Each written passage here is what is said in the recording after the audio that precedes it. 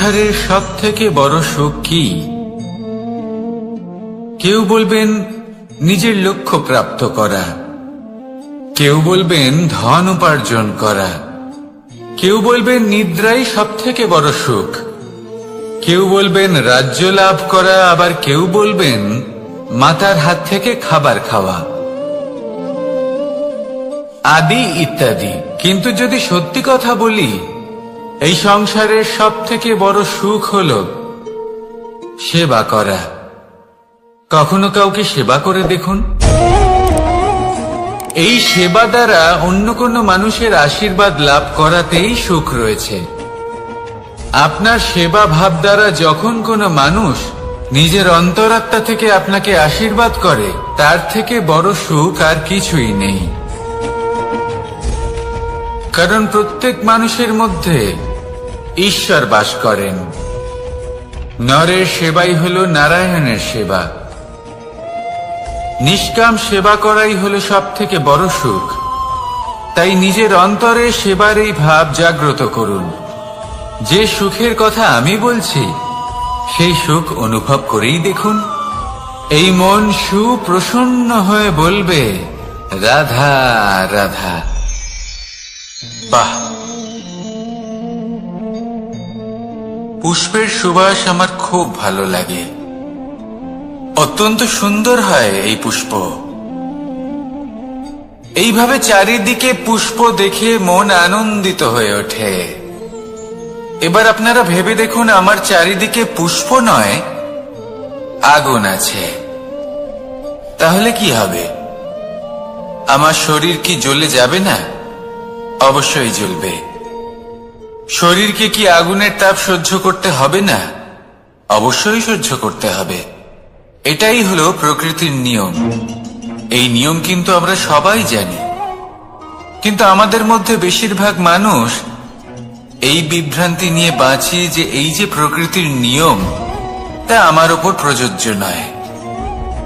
তা কিন্তু নয়। আমাদের চতুর্দিকে এই যে নিসর্গ রয়েছে, আমরা তার কতটা ক্ষতি করি সেটা একবার ভেবে দেখুন। আমরা বনাঞ্চল জ্বালিয়ে দিই, বায়ু দূষিত করি, জল দূষিত করি, প্রাণীদের হত্যা আমরা করি। কেন? এই নিসর্গ আমরা নষ্ট করি, যদিও আমরা জানি যে আমরাও হলাম এই নিসর্গেরই অংশ।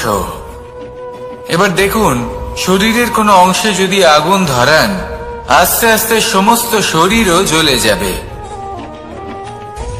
সেইভাবেই নিসর্গ যদি নষ্ট হয়ে যায়, তাহলে মনুষ্য জাতিও নষ্ট হয়ে যাবে।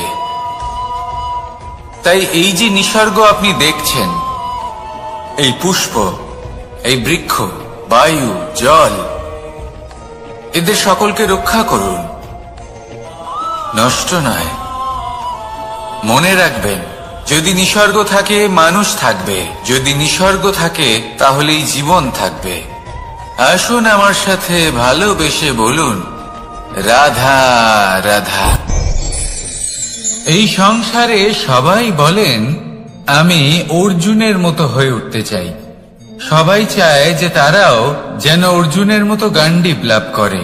তারাও চায় যে তাদেরকেও মহাদেব এসে পশুপতি অস্ত্র দান করবেন।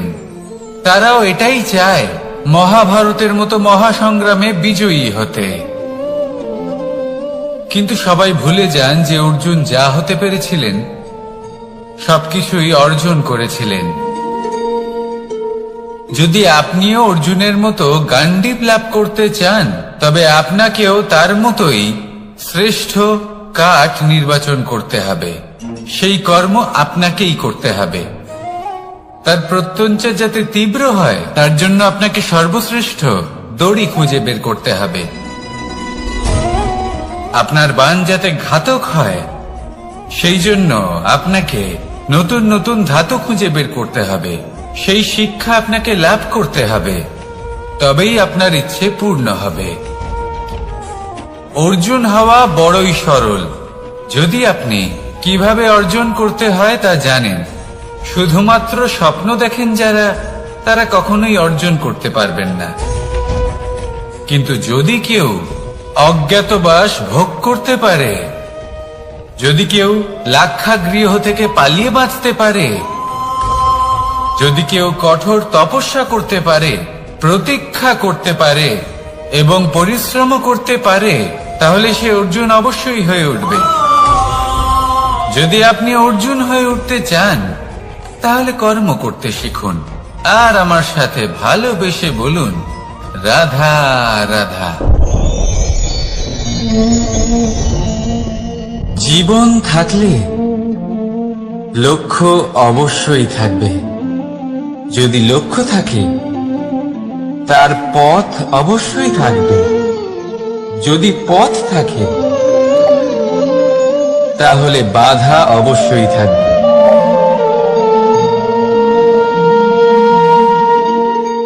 আর এর উপরেই নির্ভর করে যে আমরা জীবনে সফল হব না অসফল, পুরস্কারের ভাগীদার হব নাকি তিরস্কারের।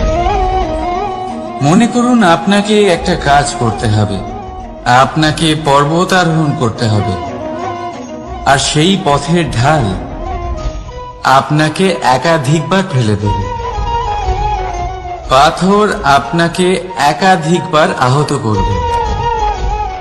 এই অবস্থায় কি করবেন? সাধারণ মানুষ বেছে নেয় প্রতিশোধ। সেই পর্বতকে নষ্ট করে দেওয়ার চিন্তা ভাবনা করে, তার ভিতকে নড়িয়ে দেওয়ার কথা ভাবে সেই মানুষ। কিন্তু পর্বতকে তো কেউ নষ্ট করতে পারে না। তাই অসফল হওয়ার সাথে সাথে কুখ্যাতিরও ভাগীদার হয়ে যায় সে। দ্বিতীয় পথ হল পরিবর্তন। যদি আপনি সেই পর্বত ভাঙার পরিবর্তে তাতে সোপান তৈরি করেন, তাহলে আপনিও সেই পর্বতে উঠতে পারবেন, অন্য কেউও তাতে উঠতে পারবে, আগামী প্রজন্মও তাতে উঠতে পারবে, আর সেই আগামী প্রজন্ম সর্বদা আপনার সুনাম করবে। তাই জীবনে প্রতিশোধ নয়, পরিবর্তন বাছুন। বদলা নয়, বদল বেছে নিন। আপনার বাধা আপনার বন্ধু হয়ে যাবে। রাধা রাধা। সমস্ত মানুষের জীবন কিছুটা সমান হয়। মানুষ জন্মগ্রহণ করে, তারপর চলতে শেখে, জীবনে এগিয়ে চলে, বার্ধক্য লাভ করে, তারপর সমাপ্ত হয়ে যায়। কিন্তু সেই ব্যক্তিরা কারা যারা প্রকৃত অর্থে মনুষ্য জীবন যাপন করেন? এনারা হলেন সেই ব্যক্তি যারা পড়ে গেলেও আবার উঠে দাঁড়ানোর চেষ্টা করেন, নিজের ভেঙে পড়া অস্তিত্বকে আগলে নিয়ে আবার একটা আকার দেওয়ার চেষ্টা করেন, ভগ্ন আশাকে আবার একটা নতুন দিশা দেন। অসফল হওয়ার পরেও থামেন না, আবার এগোতে থাকেন। অসফল হওয়ার পরে যদি আপনি থেমে যান, তাহলে সাফল্য আপনার সামনে অপেক্ষা করে, কিন্তু আপনি তা দেখতে পান না। তাই জীবনের সংঘর্ষে অংশগ্রহণ করতে শিখুন। জীবনের সংঘর্ষ থেকে পালাবেন না। আসুন আমার সাথে ভালোবেসে বলুন, রাধা রাধা। একবার একটা শেয়াল বনে বিচরণ করছিল। ও একটা ছোট্ট শাবক দেখতে পেল। ও ভাবলো, আজ একেই আমি খাবার হিসেবে গ্রহণ করব। আশেপাশে দেখলো কেউ দেখছে না তো, কেউ ছিল না, আর সেই শাবকের উপর আক্রমণ করল, যা হলো একটা ঘোর অপরাধ। বনের নিয়ম অনুসারে আপনি কখনোই শাবকের উপর আক্রমণ করতে পারেন না। তারপর এই খবরটা যখন রাজা সিংহ জানতে পারলেন, সভার আয়োজন করলেন। কিন্তু সেখানে শেয়াল বলল, আমি তো এরকম কিছু করিনি। কিন্তু যদি আপনি এরকম বলেন, কোনো প্রমাণ দিন, এর কোনো সাক্ষী আছে? তখন রাজা সিংহ পেঁচাকে ডেকে পাঠালেন, যে সেই মুহূর্তে বৃক্ষের শাখার ওপর বসেছিল। সে সব কিছু দেখেছিল। পেঁচা সব সত্যি কথা বলল, আর শেয়ালকে মৃত্যুদণ্ড দেয়া হলো। এবার এই কাহিনী আমি আপনাকে কেন শোনালাম? কারণ মানুষও কখনো কখনো এরকম কর্ম করেন যা শিয়াল করেছে। এটা ভাবেন কেউ দেখছে না যখন আমি অনুচিত কর্ম করতেই পারি, কিন্তু না, আপনি যাই করুন না কেন কেউ না কেউ অবশ্যই তা দেখছে। কোনো ব্যক্তি না হলেও কোনো প্রাণী, না হলে কোনো যক্ষ বা দেব বা প্রেত। যদি এনারা কেউ না দেখেন, তাহলে ধরিত্রী মাতা দেখেন যেখানে দাঁড়িয়ে আপনি সেই কর্ম করছেন, তাই না? তাই একটা কথা সবসময় মনে রাখবেন, কে দেখছেন কে দেখছেন না সেই বিষয়ে ভাবা ছেড়ে দিন। এটা খুব সহজ কথা। আপনি যদি উচিত কর্ম করেন উচিত ফল পাবেন, যদি অনুচিত কর্ম করেন তাহলে আপনি অনুচিত ফল অবশ্যই পাবেন। সেই জন্য উচিত পথে চলতে থাকুন, উচিত কর্ম করতে থাকুন, আর আমার সাথে ভালোবেসে বলুন রাধা রাধা। আপনি কখনো কোনো বাজকে নিজের বাসা বানাতে দেখেছেন?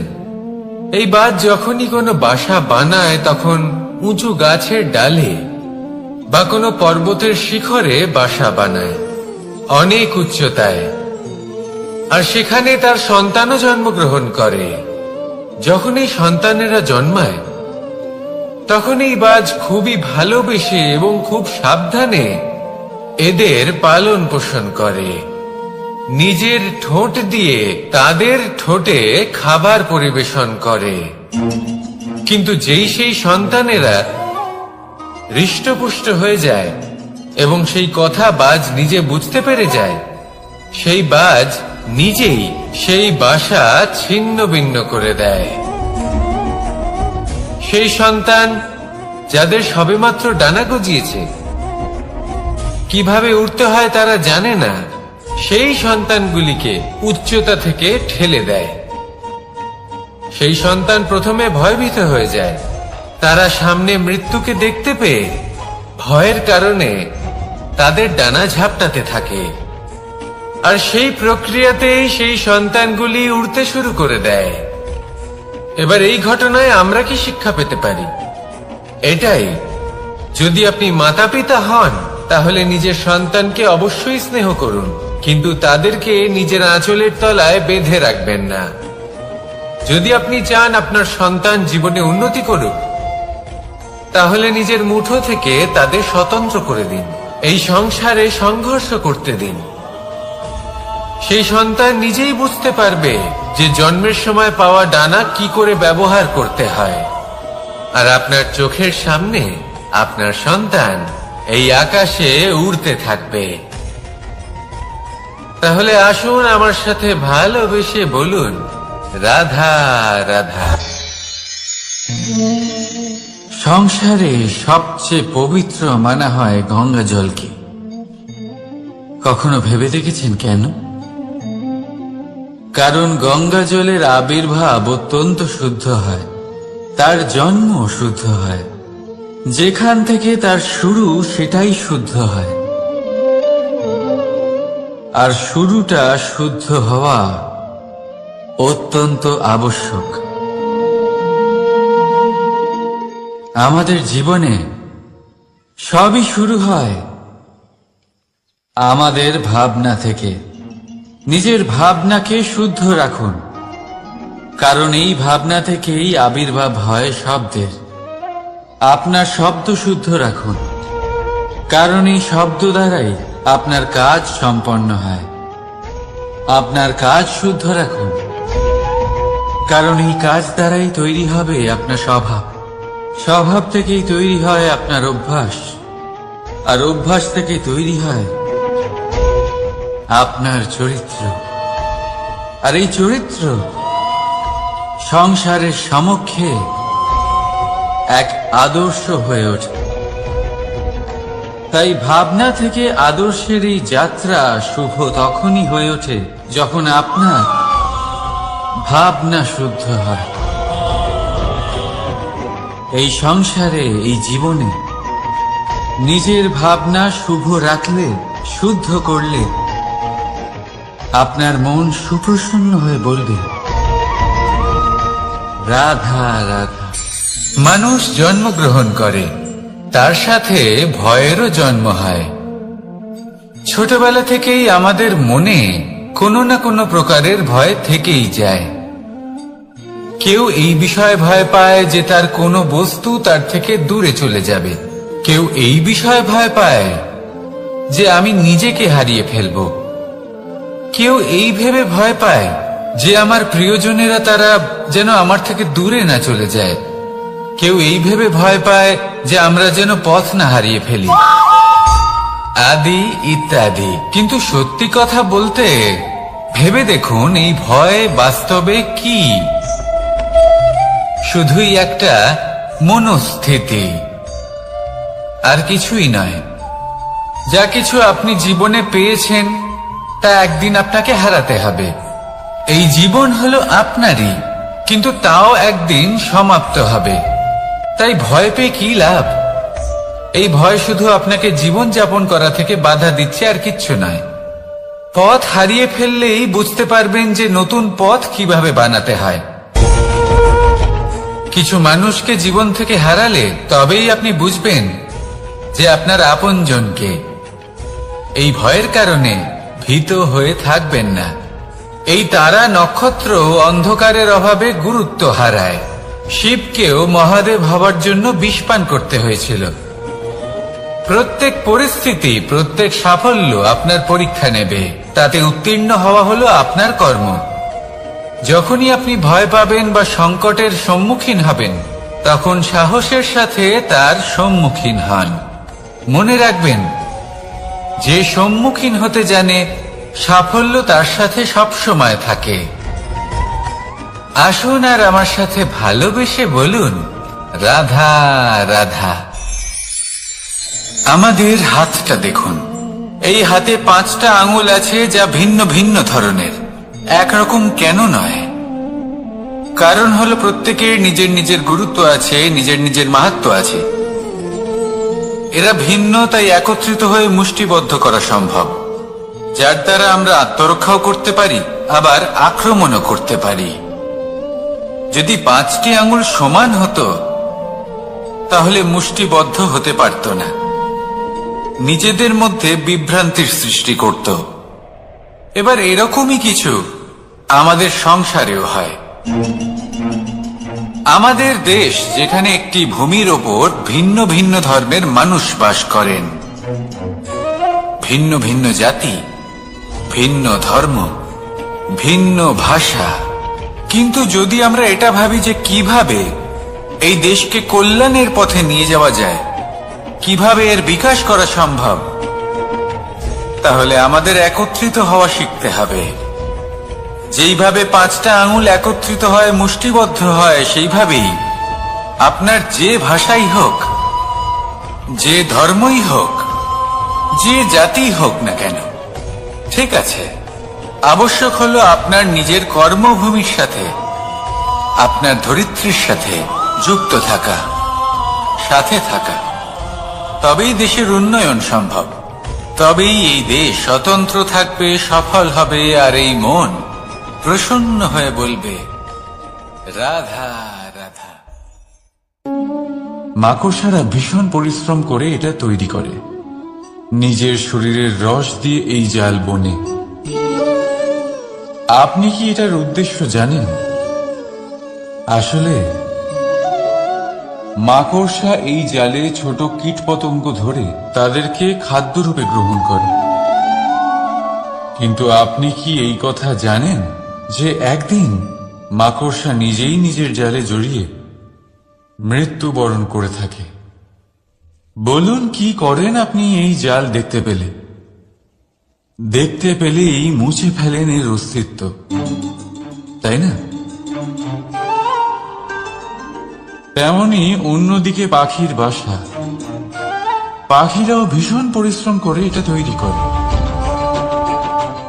কিন্তু যদি পাখি একদিন এটা ছেড়ে চলে যায়, তাহলেও লোকে এটা নষ্ট করে দেয় না। কারণটা কি?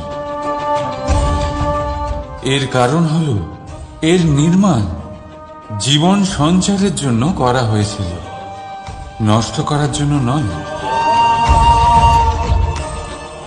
তাই মনে রাখবেন,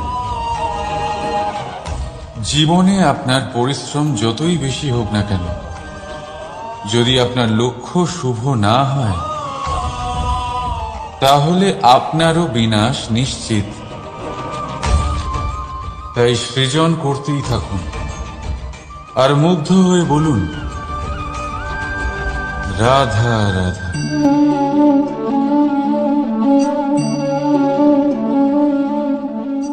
আপনার কি মনে হয় আমি কি করছি? আপনি বলবেন আমি প্রদীপ জ্বালাচ্ছি। সঠিক, কিন্তু প্রশ্ন হচ্ছে যে আমি কি আপনাকে বলেছি যে একে প্রদীপ বলা হয়? না। এই প্রদীপ কি নিজেই নিজের পরিচয় আপনাকে দিয়েছে? না। তাহলে আপনি কি করে জানলেন যে একে প্রদীপ বলা হয়? উত্তর হচ্ছে প্রকাশ, যে স্বয়ং জ্বলে অন্ধকারের মধ্যে সংসারকে পথ দেখায়, সেটাই প্রদীপ। যা নিরাশার মাঝে আশার আলো প্রদর্শন করে, সেটাই প্রদীপ। অপর দিকে আছে সাপ, যাকে না দেখেও তার ফনার আওয়াজ শুনেই লোকে ভয় পেয়ে যায়। তার মানে ব্যক্তির পরিচয় তার কর্মের দ্বারা পাওয়া যায়। তাই আপনার এটা বলার প্রয়োজন নেই যে আপনার পরিচয় কি। এটা আপনার কর্মই নিশ্চিত করবে যে লোকে আপনাকে প্রদীপ ভেবে ভালোবাসবে নাকি সাপ ভেবে ভীত হয়ে থাকবে। রাধা রাধা। সময় কত বিচিত্র হয়। সময় আমাদের পক্ষে থাকলে আমরা নিজেদের রাজা মনে করে নিই, আর সেই সময় যদি বিপক্ষে চলে যায় তাহলে নিঃস্ব হতে সময় লাগে না। তাই মানুষের একটা অভ্যেস আছে, খারাপ সময়ের জন্য কিছু সঞ্চয় করা। আত্মীয়, বন্ধু খারাপ সময় পাশ থেকে সরে যায়। যশ, মান প্রতিকূল সময় চিরস্থায়ী হয় না। তাই মানুষ মনে করে অর্থ সঞ্চয় করাই শ্রেয়। অর্থের কোনো হৃদয় নেই যা সময়ের সাথে পরিবর্তিত হবে। সংসার বলে সর্বদা অর্থ সঞ্চয় করতে থাকুন। খারাপ সময় অবশ্যই কাজে লাগবে, কিন্তু আমি বলবো শুভ কর্ম করতে থাকুন, আনন্দে থাকুন, নিজের ওপর আর ঈশ্বরের ওপরে বিশ্বাস রাখুন। খারাপ সময় কখনো আসবেই না। রাধা রাধা। প্রকৃতি মানুষকে এক বিশেষ শক্তি দিয়েছে, অন্য জীবের থেকে বেশি শক্তি দিয়েছে। স্মরণ শক্তি। এই শক্তি মানুষকে অন্য জীবের থেকে ভিন্ন করে, ইতিহাস রচনা করার প্রেরণা দেয়, জ্ঞানকে বংশানুক্রমে এগিয়েও নিয়ে যায়। আর যারা ভুলে যান, অধিকাংশ সময় তারা উপহাস আর দয়ার পাত্র হয়ে যান। কিন্তু এটাই কি প্রকৃত রূপে সত্য? না। এই স্মরণ শক্তি মানুষের বিকাশে সব থেকে বড় বাধা হয়ে দাঁড়ায়। তার মনকে দূষিত করে দেয়। খারাপ অভিজ্ঞতা, কারোর করা বিশ্বাসঘাতকতা, কারোর কটাক্ষ বেশিরভাগ মানুষই ভুলতে পারেন না, আর তারপর প্রতিশোধ নিতে উদ্যত হন। প্রথমে সময় নষ্ট করেন প্রতিশোধের প্রস্তুতিতে, আর তারপর সময় নষ্ট করেন প্রতিশোধ নেওয়ার সুযোগ খুঁজতে। যদি সন্তুষ্টি পেতে চান, যদি জীবনে আনন্দ পেতে চান, তাহলে স্মরণ শক্তির সদ্ব্যবহার করুন। নিজের স্মরণ শক্তিকে চালনা করুন শুধুমাত্র ভালো কথা আর ভালো স্মৃতির দিকে। জীবনে আনন্দ পাবে। রাধা রাধা। মানুষ নিজের পরিবারের জন্য কত কিছুই না করে, দিন রাত পরিশ্রম করতে থাকে যাতে তার পরিবারের প্রয়োজন পূরণের জন্য অর্থ রোজগার করতে পারে। কিন্তু শুধু অর্থ রোজগার করাটাই কি যথেষ্ট? আপনি বলবেন, হ্যাঁ নিশ্চয়ই, অর্থ দিয়ে সব কিছু পাওয়া যায়, বিদ্যা পাওয়া যায়, বাড়ি পাওয়া যায়, ওষুধ পাওয়া যায়, আর কত কিছুই না পাওয়া যায়। এইসব একটা পর্যায় পর্যন্ত সঠিক, কিন্তু একটু মন দিয়ে ভেবে দেখুন, যখন কোনো শিশু অসুস্থ হয়ে পড়ে তখন সে ওই তিক্ত ওষুধ কেন খেয়ে নেয়? এই জন্য কারণ ওর পিতা সেই ওষুধ অর্থ দিয়ে কিনেছে? না, বরং এই জন্য কারণ তার পিতা যে তার সামনে দাঁড়িয়ে, তার উপরে তার বিশ্বাস আছে। বিশ্বাস আছে যে উনি তার কিচ্ছু হতে দেবেন না। এই বিশ্বাস, এই সংস্কার, এই শিক্ষা কখনো অর্থ দিয়ে পাওয়া যায় না। এটা পাওয়া যায় সেই সময় থেকে যা মাতা পিতা তাদের সন্তানের সাথে কাটিয়েছেন। তাই জীবনে অর্থ অবশ্যই উপার্জন করুন, কিন্তু নিজের পরিবারকেও সময় দিন, আনন্দ পাবে। রাধা রাধা। বিরোধিতা এমন এক শব্দ যা শুনে আমরা সবাই ভয় পেতে থাকি। যদি কেউ আমাদের বিরোধিতা করে তা আমাদের সহ্য হয় না। আমরাও কারোর বিরোধিতা করে কোনো শত্রুতা করতে চাই না। এই ধরনের ভাবনা আমাদের মনে আসতেই থাকে। কিন্তু বিরোধিতা, এই শব্দ আপনার শান্তির জন্য, আপনার সুখের জন্য কতটা গুরুত্বপূর্ণ তা আপনারা জানেন না। তাই যদি কাল এসে কেউ আপনার বিরোধিতা করে, তখন সবার আগে নিজেকে যাচাই করুন। আপনি কি ভুল করেছেন? আপনার দোষ কি? নিজের মধ্যে কি ত্রুটি আছে সেটা বোঝার চেষ্টা করুন, নিজেকে সংশোধন করার চেষ্টা করুন, তারপর দেখুন বিরোধিতার এই আগুন আপনাকে স্বর্ণ থেকে কুন্দন বানিয়ে তুলবে। বলা হয় এই সংসারে খারাপ বেড়েই চলেছে, কিন্তু তার কারণ এ নয় যে খারাপ মানুষ বেড়ে চলেছে। তার কারণ হলো যে ভালো মানুষ, যাদের ভালো চিন্তা, ভালো বিচারধারা আছে, তারা খারাপের বিরোধিতা করতে পারেন। যদি আপনার সম্মুখে কোনো খারাপ কর্ম হয়, তাহলে তার বিরোধিতা করতে সংকোচ করবেন না, কারণ বিরোধিতার এই আগুন মন্দকে পিছুপা হতে অবশ্যই বাধ্য করে। রাধা রাধা। বিশ্বাস, জীবনে বিশ্বাস কতটা গুরুত্বপূর্ণ। একজন স্ত্রী তার স্বামীর হাত ধরে যে কোনো জায়গায় যেতে পারেন, এর কারণ হলো বিশ্বাস। তার নিজের স্বামীর ওপরে বিশ্বাস আছে। যখন একজন মা তার ছোট বাচ্চাকে কোলে তুলে হাওয়ায় ওঠায়, তখন সেই বাচ্চা ভয়ভীত হয়ে যায় না। তার কারণ হলো বিশ্বাস। তার বিশ্বাস আছে যে তার মা তার কিচ্ছু হতে দেবে না।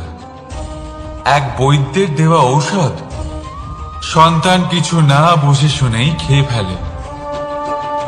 সেই বৈদ্যের জ্ঞানের বিষয়ে তার কোনো ধারণাই থাকে না, শুধু নিজের পিতার উপরে বিশ্বাস আছে যে তার পিতা তাকে খারাপ কিছুই দেবে না। যখন এই সংসারের প্রতিটা বন্ধন বিশ্বাসের উপরে দাঁড়িয়ে আছে, তাহলে কেন এই বিশ্বাসকে আমরা জীবনে আনতে পারি না? আপনি নিজেই দেখুন, এই বিশ্বাস নিজের জীবনে এনে দেখুন, সবকিছু আরো সুন্দর হয়ে যাবে। তাই ভালোবেসে বলুন, রাধা রাধা।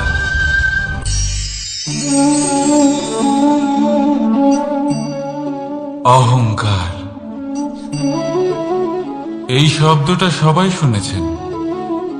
বহু মানুষকে আপনি এটা বলতে শুনেছেন যে ওই ব্যক্তির অহংকার আছে, ওই মানুষটির ক্ষমতার অহংকার আছে, ওই ব্যক্তির নিজের রূপ নিয়ে অহংকার আছে, ওই ব্যক্তির নিজের অর্থের অহংকার আছে, ইত্যাদি ইত্যাদি।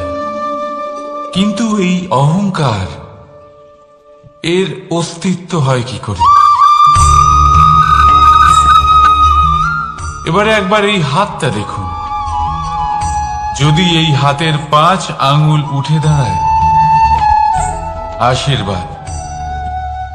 আর যদি এই হাতের 5টা আঙ্গুল একসাথে মুঠো হয়ে যায়, শক্তি, সংকটের বিরুদ্ধে ঢাল। কিন্তু এই একটা আঙুল সংকটের কারণ হয়ে দাঁড়াতে পারে। এই একটা আঙুল শত্রুকে আহ্বান জানায়। এবার অহংকার বলে এই শব্দটাই দেখিনি। আমাদের থেকে আলাদা হয়ে গেলে হয় অহং। অহং অর্থাৎ ব্যক্তির মনে হয় যে সে আপনদের থেকে, নিজের বন্ধুদের এবং সঙ্গীদের থেকে, নিজের পরিবারের থেকে অনেক উপরে, অনেক শ্রেষ্ঠতর সে। কিন্তু মনে রাখবেন, এই অহংকার কোন ব্যক্তির অস্তিত্বের বিনাশের প্রথম ধাপ। তাই ঝেড়ে ফেলে দিন এই অহংকারকে, আর বিশ্বাস করুন আমাদের ওপর, কারণ তখনই আপনি শান্তি পাবেন। আর সেই শান্তির সাথে বলে উঠবেন, রাধা রাধা।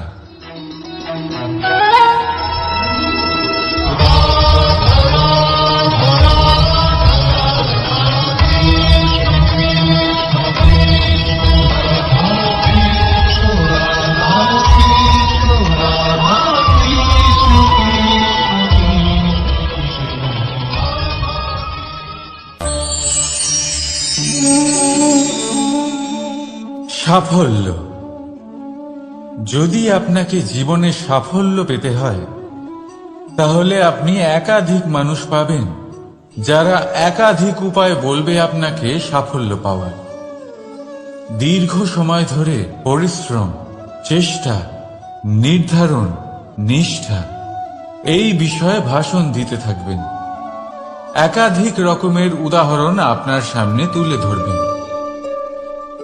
কিন্তু আমার এটা মনে হয়, আমরা কেন সেই বিষয়ে কথা বলি না যা মানুষকে অসফল করে তোলে? শুধু দুটো ব্যাপার অসফল হওয়া নিশ্চিত করে। শুধু 2 ধরনের মানুষ বেশিরভাগ অসফল হন। প্রথম তারা যারা ভাবে অনেক কিছু কিন্তু কিছুই করে না।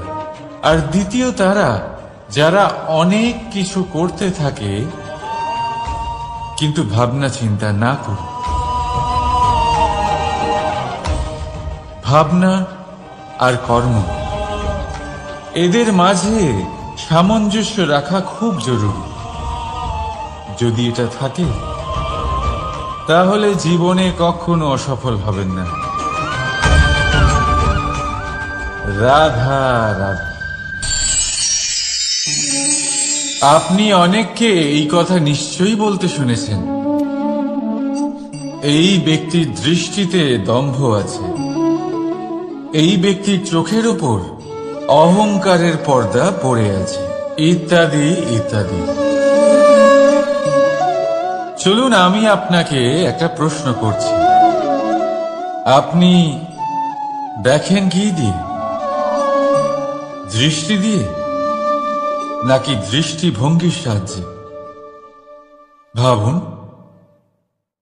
চিন্তায় পড়ে গেলেন নিশ্চয়ই।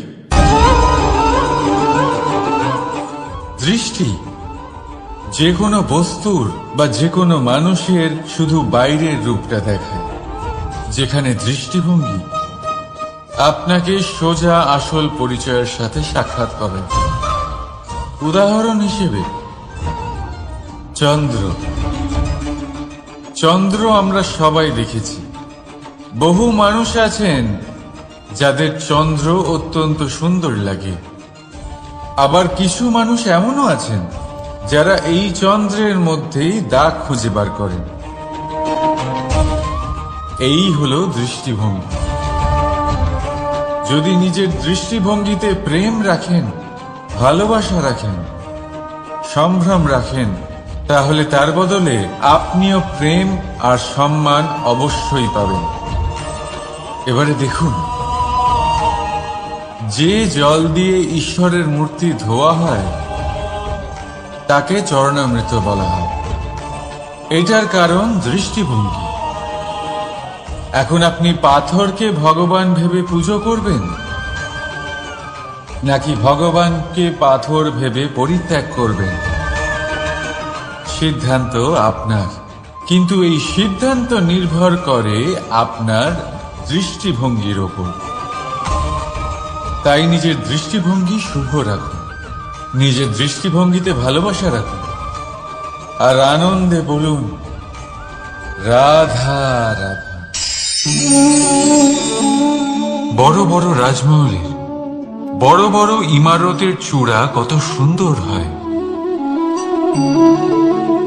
কিন্তু আপনি কি কখনো এই বিষয়ে ভেবেছেন যে এই সুন্দর চূড়ায় পৌঁছতে গেলে আপনাকে পৃথিবীতে পা ফেলতেই হবে? সেই সুন্দর চূড়ায় পৌঁছে দীপ্তি পাওয়ার জন্য আপনাকে একটা কঠিন পথ অবলম্বন করতেই হবে। যদি আপনি কোনো কঠিন পথে না গিয়ে এই পৃথিবীর সাহায্য ছাড়াই শুধু উচ্চতার দিকে অগ্রসর হতে থাকেন, তাহলে সর্বদা অসফল হবেন। সেই জন্য নিজের স্বপ্ন পূরণের এই যাত্রাতে নিজের পথ কখনোই হারাবেন না, নিজের পথ থেকে সরবেন না। যদি এমন করেন তাহলে তো আপনার স্বপ্ন পূরণ হবেই না, তার সাথে আপনি নিজের পথও হারাবেন। রাধা রাধা।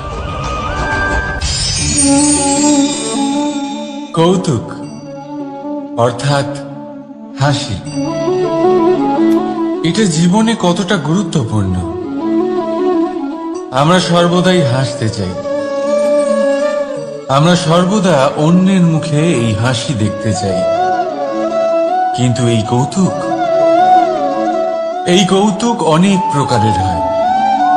আর এই কৌতুকের ভিত্তি কি, সেটাও খুব গুরুত্বপূর্ণ। কৌতুক কেবল তখনই পাবেন যখন তা শুদ্ধ মন থেকে আসবে। কৌতুক তখনই পাবেন যখন তার সামনের জনকেও হাসিয়ে তার কষ্ট হরণ করবে।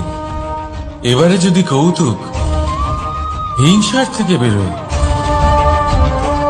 তখন তা কটাক্ষ হয়ে যায়, সামনের মানুষের মনে আঘাত করে। তারপরে সে তৈরি থাকে যে কখন আপনার উপরে আবার প্রহার করতে পারবে। তাই যদি হাস্য কাউকে ছোট করার জন্য হয়, তা হাস্য নয়, উপহাস হয়ে যায়। আর তা সামনের জনকে আনন্দ নয়, শুধু অপমান দেবে। আর অপমানিত ব্যক্তির মন তিক্ত হয়ে থাকে। তাই মনে রাখবেন যে এই কৌতুক যেন কৌতুকই থাকে, তা উপহাস বা কটাক্ষ না হয়ে যায়। রাধা রাধা।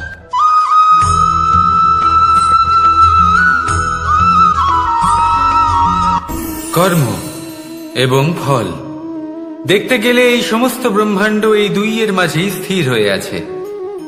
মানুষজন কর্ম করেন ভালো ফল লাভের আশায়, আর ভালো ফল লাভের আশায় উনি এটাই ভুলে যান যে উনি যে কর্ম করছেন তা কি করছেন। আমি বলেছিলাম কর্ম করুন ফলের চিন্তা না করে, কিন্তু কি কর্ম করছেন সেই বিষয়ে ভাবাটাও অত্যন্ত আবশ্যক। নয়তো অনেক সময় আমরা এমন কর্ম করে ফেলি যা না চাইতেও বিষে পরিণত হয়, যা হয়েছে দুঃশাসনের সাথে, দুর্যোধনের সাথে, গুরু দ্রোণের সাথে। একজনের মানসিকতা উচিত ছিল না, একজনের বিবেক উচিত ছিল না, আরেকজন যে পক্ষ নির্বাচন করেছিলেন সেই পক্ষ উচিত ছিল না। আর যা কিছু ওনাদের সাথে হলো, আপনার আমার আমাদের সকলের সাথে তা হতে পারে। আমি বলেছিলাম কর্ম করুন, ফলের চিন্তা করবেন না, কিন্তু এই কর্মের বিষয়ে বিচার করে দেখাটাও ততটাই আবশ্যক। দেখুন, কর্ম করার উচিত প্রক্রিয়া ফলের চিন্তা না করা, কিন্তু যদি আপনার কর্ম শুভ হয় তাহলে তার ফলও নিয়তি আপনাকেই দেবে। সর্বদা কর্ম করার সময় এটা ভাবুন যে আপনার এই কর্ম এই সংসারকে, এই সমাজকে, আপনার পরিবারকে, আপনার আশেপাশের মানুষজনকে কোন দিশায় নিয়ে যাবে। যদি এটা সবার জন্য মঙ্গলময় হয় তাহলে কর্ম করতে থাকুন। আর হ্যাঁ, নিশ্চিত রূপে ফলের চিন্তা করবেন না। আসুন আমার সাথে ভালোবেসে বলুন রাধা রাধা।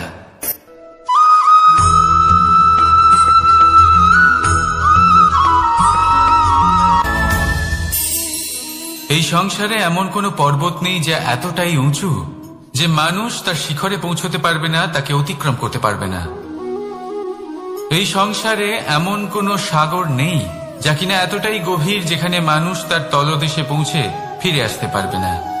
একটা ছোট্ট বরফের টুকরো পর্বতের শিখরে গলে গিয়ে বইতে থাকে, আর দেখতে দেখতেই তা মহানদী গঙ্গায় পরিবর্তিত হয়। এর কারণ কি? এর কারণ হলো প্রচেষ্টা, প্রারব্ধ নয়। এই প্রচেষ্টাই সুনিশ্চিত করে যে আপনার প্রারব্ধ কি হবে। এই সমস্ত কিছু হলো প্রচেষ্টা আর প্রারব্ধের খেলা। আপনার প্রচেষ্টা যেরকম হবে আপনার প্রারব্ধ সেরকমই হবে। আর আপনার প্রচেষ্টা যদি উচ্চ মানের হয় তাহলে প্রারব্ধকে আপনার সামনে নত হতেই হবে। কি বলেন? তাহলে আসুন আমার সাথে ভালোবেসে বলুন রাধা রাধা। অনেক সময় মানুষ অতীতকে দেখেন আর তখন অহংবোধে পরিপূর্ণ হয়ে ওঠেন। কখনো বর্তমানের দিকে তাকান, ভবিষ্যতের দিকে তাকান আর পরিতৃপ্তিতে ভরে ওঠেন। কেন বুঝতে পারেন না একটা সহজ কথা? এই যে সৃষ্টি, এই সৃষ্টি হলো একটা বড় চক্র যা বারংবার আপনার কাছে ফিরে আসবেই। কঠিন থেকে কঠিনতর পরীক্ষায় আপনাকে নিযুক্ত করবে যাতে আপনাকে উত্তীর্ণ হতেই হবে। যা কাল ছিল তা আজ নেই, এটা সবাই জানেন। যা আজ আছে তা হয়তো কাল থাকবে না, এটাও আপনাকে মেনে নিতে হবে, তাও আবার হাসি মুখে। শান্ত থাকতে শিখুন আর কখনোই মনের মধ্যে অহংকার উৎপন্ন হতে দেবেন না। হতে শিখুন সেই হিমবাহের মতো। হয়তো এই জন্যই এত শীতল থাকে কারণ ও জানে গতকালও জল রূপে ছিল, আজ বরফ রূপে হয়তো আছে, কিন্তু কাল পুনরায় সে জলেই পরিণত হবে। নিজেকে শান্ত রাখুন। হয়তো আজ আপনি সাফল্যের শিখরে আছেন, হয়তো বা নেই। আপনাকে প্রত্যেক দিন অবশ্যই দেখতে হবে। শুধু নিরন্তর প্রচেষ্টা করতে থাকুন, প্রত্যেক পরিস্থিতির জন্য তৈরি থাকুন, আর একে ভারসাম্যে রাখতে শিখুন। আপনার কাল হোক, আজ হোক বা আগামীকাল, আপনার ভালো দিন হোক বা খারাপ দিন, সব পবিত্র হয়ে যাবে। তাহলে আসুন আর আমার সাথে ভালোবেসে বলুন রাধা রাধা।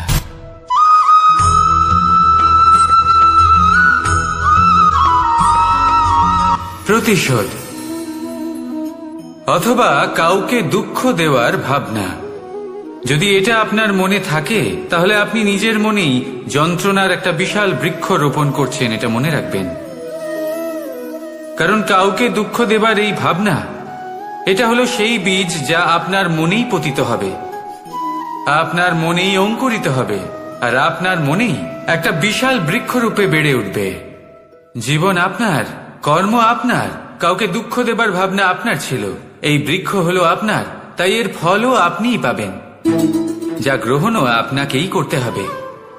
মনে রাখবেন, যে মানুষ এটা ভাবে যে আমি ওকে দুঃখ দেব, ওকে কষ্ট দিতে চাই আমি, সেই মানুষই দুঃখ আর কষ্ট পেয়ে থাকে। যদি সেই জায়গায় আপনি এটা ভাবেন যে আমি কাউকে সুখী করে তুলতে চাই, কাউকে সুখ প্রদান করতে চাই, তাহলে তারও বীজ আপনার মনেই রোপণ হবে, বৃক্ষে পরিণত হবে, যার ফলও আপনিই পাবেন। এখানে বিষয়টা হলো শুধু মানসিকতার চিন্তা, যা সত্য হয়ে আপনার সামনে আসে।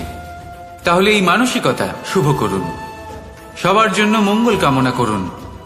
অন্যের মনে আপনার জন্য ভালো চিন্তা থাকুক বা না থাকুক, আপনি সবার জন্য শুভ চিন্তা করে কর্ম করতে থাকুন, তাহলে আপনার সাথেও ভালোই হবে। তাহলে আসুন আর আমার সাথে ভালোবেসে বলুন, রাধা রাধা।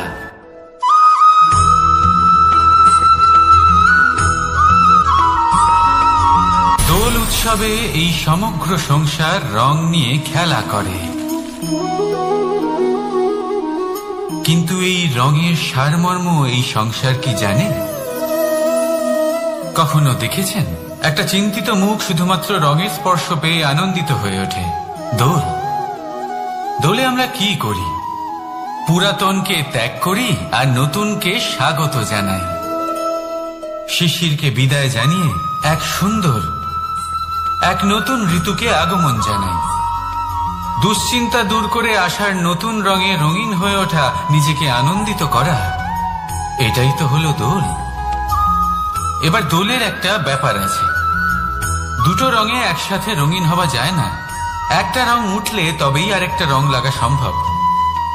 আরো একটা প্রশ্নও রয়েছে, কোন রংকে তুলে দিয়ে কোন রং মাখানো যেতে পারে? যদি আপনাকে উদাহরণ দিই, লোভের এই রং, তা যতক্ষণ লেগে থাকবে আনন্দের রং লাগতে পারবে না, যা হয়েছিল দ্বারকাবাসী এবং সামন্তক মণির মধ্যে। ভ্রান্তির রং যতক্ষণ লেগে থাকবে সত্যের রং লাগতে পারবে না, যা হয়েছে রুক্মিণীর সাথে। আর হিংসার এই রং যতক্ষণ লেগে থাকবে প্রেমের রং ততক্ষণ লাগতেই পারবে না, যা হয় আপনার আমার সবার সাথে। তাহলে আসুন একসাথে মিলে দোল পালন করি এবং সবকিছুর উপরে বিজয় লাভ করি। অন্ধকারের স্থানে আলো, ভ্রান্তির স্থানে সত্যের, হিংসার স্থানে প্রেমের, আর লোভের স্থানে আনন্দের এই সুন্দর রং মাখাই। শত্রুতা, ঘৃণা, হিংসা, এই সব কিছু ত্যাগ করি আর সকলের সখা হয়ে উঠি, আর ভালোবেসে বলি শুভ দোল। হ্যাঁ, ওটা তো আমরা অবশ্যই বলবো, রাধা রাধা।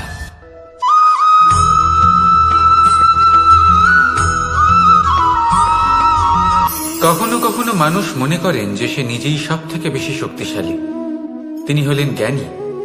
দেখুন, এটা ভালো ব্যাপার যে আপনার মধ্যে শক্তি আছে, জ্ঞান আছে, আর এটা শুধু আপনার জন্য নয়, এই সমস্ত সমাজের জন্য, দেশের জন্য, সমগ্র পৃথিবীর জন্য অত্যন্ত আবশ্যক। কিন্তু এই কথাটাও বোঝা অত্যন্ত আবশ্যক যে এই জ্ঞান যেন কখনো অহংকার না হয়ে ওঠে। যখন মানুষের মধ্যে জ্ঞান থাকে তখন সে রাম হয়ে ওঠে। রাম, যিনি সমুদ্রের বুকে সেতু বানিয়েছিলেন, বানর সেনার দ্বারা রাক্ষস রাজকে পরাজিত করেছিলেন, আর চিরকালের জন্য সবার কাছে আদর্শ হয়ে উঠেছিলেন। আর যদি মানুষের মনে অহংকার জন্মায় তাহলে সে রাবণ হয়ে ওঠে। দেশে বিদেশে যতই খ্যাতি থাকুক না কেন, সে রাক্ষস হয়ে ওঠে, নিজের সাথে সাথে সমস্ত কুলের বিনাশ করে বসে। এবার জ্ঞান নাকি অহংকার, আপনার কি চাই সেই সিদ্ধান্ত আপনার, আর আপনার এই সিদ্ধান্তই নিশ্চিত করবে যে আপনার কর্ম কি হবে, আর আপনার এই কর্মই নিশ্চিত করে দেবে আপনার প্রারব্ধ কি হবে। তাহলে শুভ কর্ম করুন আর আমার সাথে ভালোবেসে বলুন, রাধা রাধা।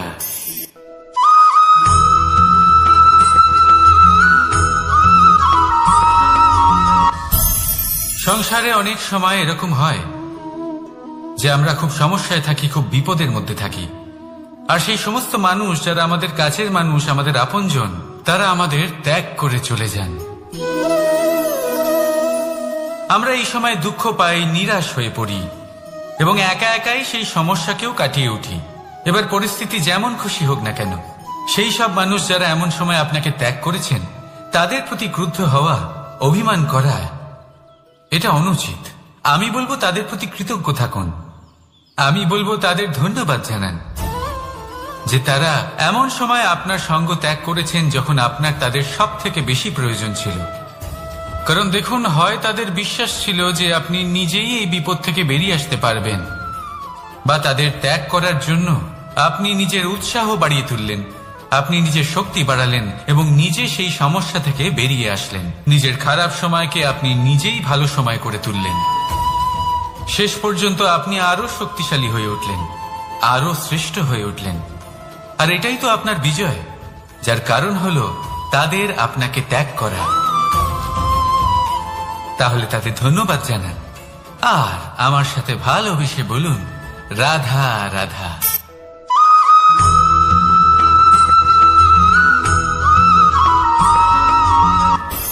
সুখ আর অভিজ্ঞতা, এই দুই জীবনে একসাথে কখনোই আসে না।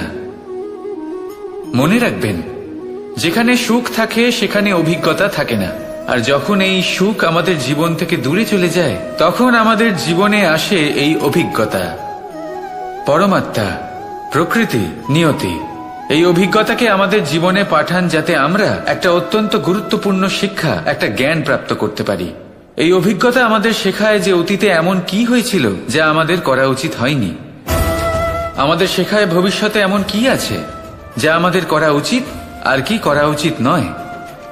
দেখতে গেলে এই অভিজ্ঞতা আমাদের সেই শিক্ষা দেয় যার জন্য আমরা সুখের দিকে উচিতভাবে অগ্রসর হতে পারি। সেই জন্য জীবনে যখনই দুঃখ আসবে, দুঃখের এই সময় আসবে, তখন হতাশ হবেন না। বোঝার চেষ্টা করুন এই পরিস্থিতি কেন এসেছে, কি শিক্ষা দিতে এসেছে। যদি আপনি সেই জ্ঞান লাভ করেন, সুখের পথে অগ্রসর হন, তাও উচিত রূপে, তাহলে এই অভিজ্ঞতার উদ্দেশ্য পূরণ হয়ে যায়। তাহলে আসুন আর আমার সাথে ভালোবেসে বলুন, রাধা রাধা।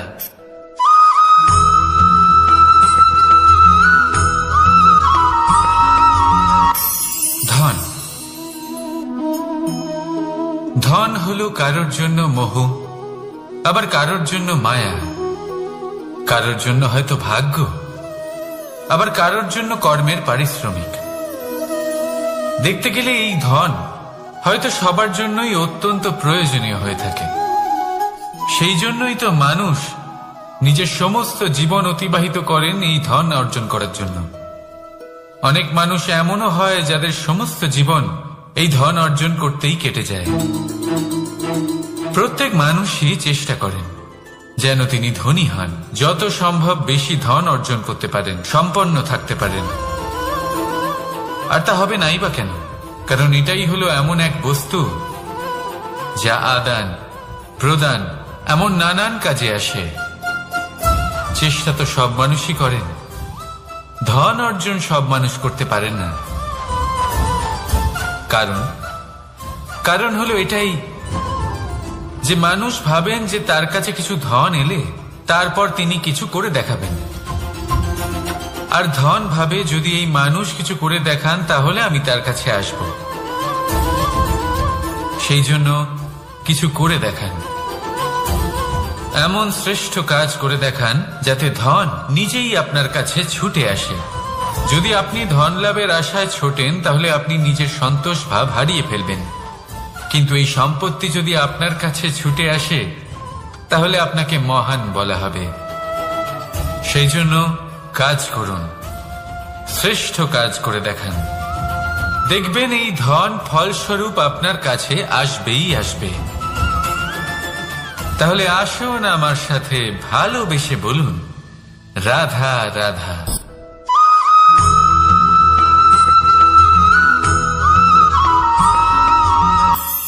আজকাল আপনি দেখে থাকবেন যে মা বাবা শুধুমাত্র সন্তানকে ভালোবাসেন তা নয়, তাদের মোহেও জড়িয়ে পড়েন। বিদ্যালয়ে যখন পাঠান তখন সমস্ত সুযোগ সুবিধা দিয়েই পাঠান। চেষ্টা করেন যে সবসময় যেন সন্তান তাদের চোখের সামনেই থাকে।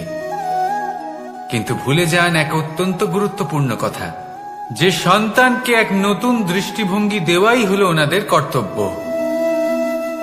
সেই জন্য পুরাতন কালে শিষ্যদের গুরুকুলে পাঠানো হতো, বাড়ির থেকে দূরে।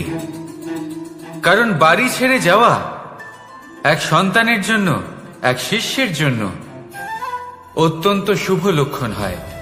যখন সে বাড়ির থেকে দূরে, গৃহস্থের থেকে দূরে থাকবে, তখন এই সংসারকে সে এক নতুন দৃষ্টিভঙ্গি দিয়ে দেখবে, পরখ করবে, বুঝতে পারবে, আর সবকিছু নিজে থেকেই শিখে যাবে কখন আক্রমণ করতে হয়, কখন পিছু হটতে হয়, কিভাবে এই সংসারের সম্মুখীন হতে হয়। আর এটা আপনার দৃষ্টি ওকে শেখাতে পারবে না, ওর অভিজ্ঞতা ওকে শেখাতে পারবে। তাই মনে রাখবেন, যদি আপনি চান যে আপনার সন্তানের বিকাশ হোক, তাহলে অনেক সময় ওকে নিজের থেকে দূরে নিয়ে যেতে হয়। যদি মোহে আবদ্ধ থাকেন তাহলে ওর বিকাশ কখনোই হবে না।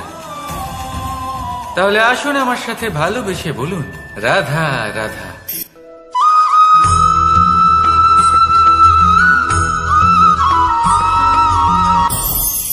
আমাদের মনে সবসময় একটা প্রশ্ন এসেই থাকে, এই জীবন যা কিনা ঈশ্বর আমাদের দিয়েছেন, একটা জীবন। ঈশ্বর এক আত্মা দিয়েছেন পৃথিবীতে বাঁচার জন্য। যতদূর আমরা জানি আমাদের কাছে একটাই জীবন রয়েছে। আমরা ভাবি এই জীবন গুছিয়ে কিভাবে রাখা যায়। প্রত্যেক মানুষ ভাবেন যে আমি কি করি যাতে এই জীবনকে গুছিয়ে রাখা যায়, কিরকম কর্ম করব, কিরকম পুণ্য করব, কি ধরনের শাস্ত্র পড়ব যাতে আমি সেই জ্ঞান অর্জন করি যাতে জীবনটা সুন্দর করে তুলতে পারি।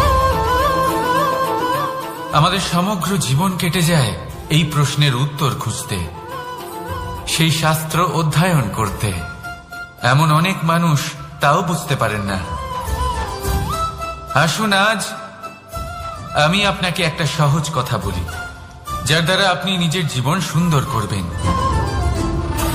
জীবন, জিহ্বা, এদের দুজনেরই হলো একটাই রাশি।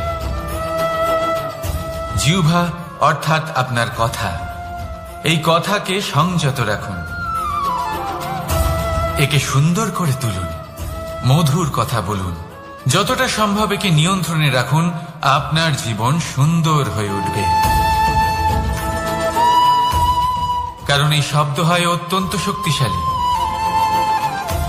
এটা হলো এমন এক বন্ধন যা আপনার সামনের মানুষকে আপনার ব্যক্তিত্বের সাথে জুড়ে দিতে পারে। তাই এই শব্দ সংযত রাখুন, একে সুন্দর করে তুলুন। আপনার জীবন আপনা থেকেই সুন্দর হয়ে উঠবে। আর আসুন এই মধুর সুন্দর অনুভূতি দিয়ে বলুন, রাধা রাধা।